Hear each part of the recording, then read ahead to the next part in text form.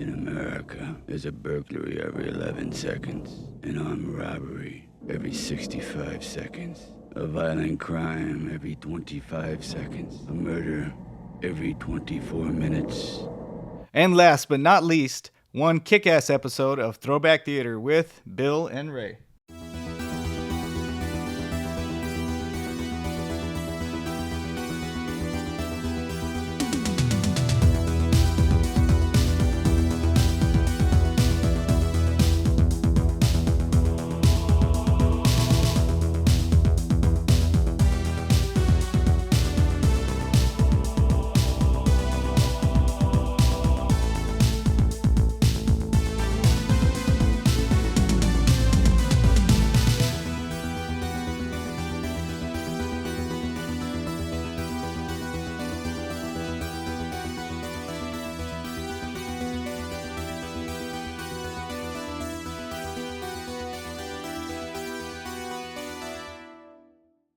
We are doing our first Throwback Theater episode featuring Sylvester Stallone and Cobra. So why didn't we do Rambo or Rocky, dude?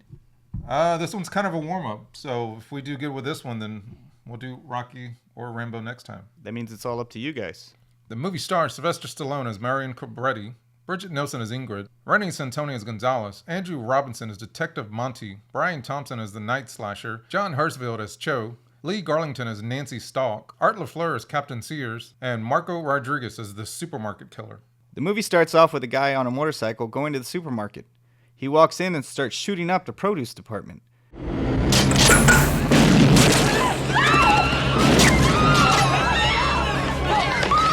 When the police arrive, we see Detective Monty, who is the worst negotiator of all time.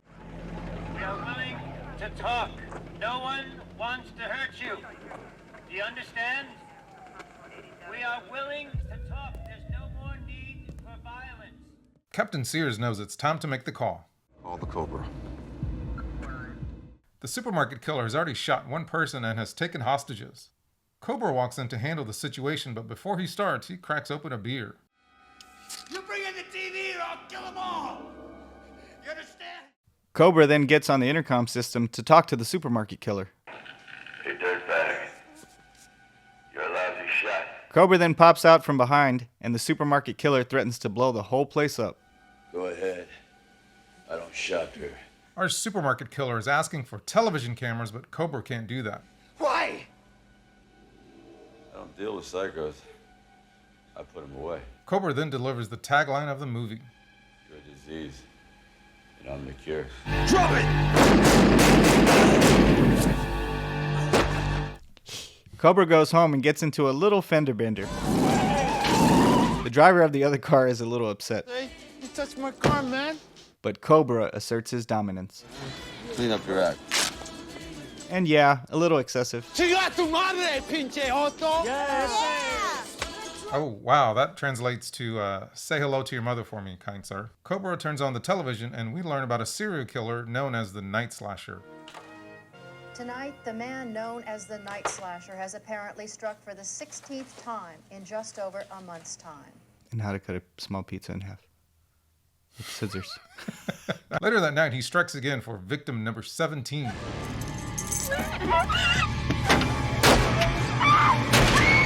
Mutilating cuts, straight, long, deep, just like the others. That brings the count to 16, and still this bastard shows no distinct pattern. Captain already done lost count. That's why I gotta release the Cobra. You mess with the Cobra, you get the fangs, baby. I'm sorry, I can't stop doing that. What is, You mess with the bull, you get the horns? No. Oh. In Dodgeball, Oh. Ben Stiller's character, aren't they? Oh, yeah, not. There you go. Cobra has a good theory about there being more than one person. Hey, look, this is not your specialty, okay? Thanks, Detective Monty. We then learn that Cobra is part of a special unit called the Zombie Squad. That's right. He's a cop that can use unorthodox methods and bend the rules a little bit to get the job done. Nothing wrong with bending the rules. Exactly. Don't break them, you just bend them. There's nothing we can do except wait What? for it to happen again. And it does. This time they rear-end a lady. Ingrid is driving to her next modeling job and the Night Slasher goes out to greet her. Well, kind of. To make things worse, one of the Night Slasher's crew is actually a crooked cop. Captain has had enough and finally releases the Cobra. Of course, Detective Monty has to put in his 2 cents. And try not to waste the wrong guy, huh? But then again, what do you care, right? You know Detective Monty is obviously threatened by Cobretti. How so? First off, Cobretti has a kick-ass nickname, Cobra. Has a bigger gun, doesn't play by the rules, and he knows how to treat a lady. So do I. It's the 80s. Of course, we get a montage of Cobra looking for a lead, Ingrid doing a modeling photo shoot, and the Night Slasher doing night slashy things. Ingrid is leaving for the night and is being escorted out by her sleazy photographer. Look, I'd be sick not to want to sleep with you. Okay, then don't do it for me. Do it for your career. The Night Slasher crew find Ingrid, but she's able to get away. So the Night Slasher steps out of his van looking for Ingrid, and we get a nice shot of just how scary looking the Night Slasher is. So were you scared of the Night Slasher as a kid? The Night Slasher still scares me.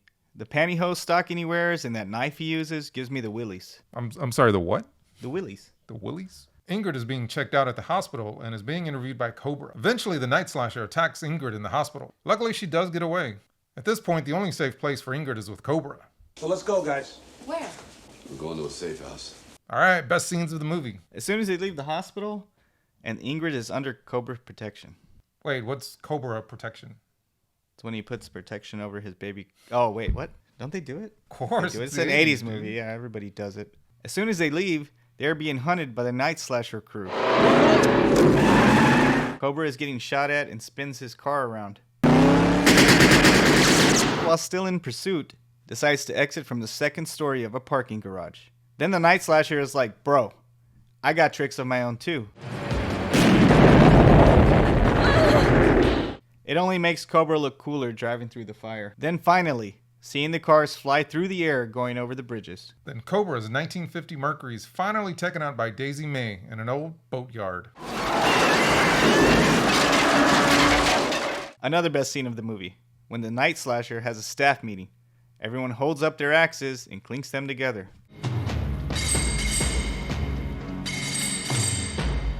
Real time segment. It's time to get very real. When Cobra and Ingrid are at the diner, Ingrid is eating some French fries. She is pouring ketchup all over her fries.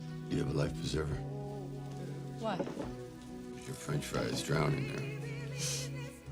So how do you eat your fries? You like to dip them, or do you like to pour the ketchup on them? I like to dip them, and I wouldn't drown my food like that.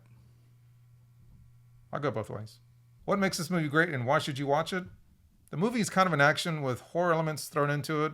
It has a lot of over-the-top action, and seriously, this was Sylvester Stallone in his prime, so it makes it definitely a watch for this one. Does this movie still hold up for you? No, it doesn't. For me, it does. It's one of those movies I can watch over and over. But if it came out today, would it hold up? No, it would not. Thank you. Yeah, by today's standards, no. By back then in the 80s, yes. Yeah. What would you rate the movie? Then or now? Okay, let's tell you what. Let's go back into 1980, and what would you rate it then? An 8. Okay. What about now? An 8. Well, there you have it, folks. The movie's an 8. If you're a fan of 80s movies, this needs to be on your list. Thank you for watching another episode of Throwback Theater with Bill and Ray. We'll see you on the next one. Wait, what'd you do? Oh, okay. Because I saw you go with 2 fingers? Yeah. So you went. So I did the point. All right. You want to go to hell? Huh? Huh, pig?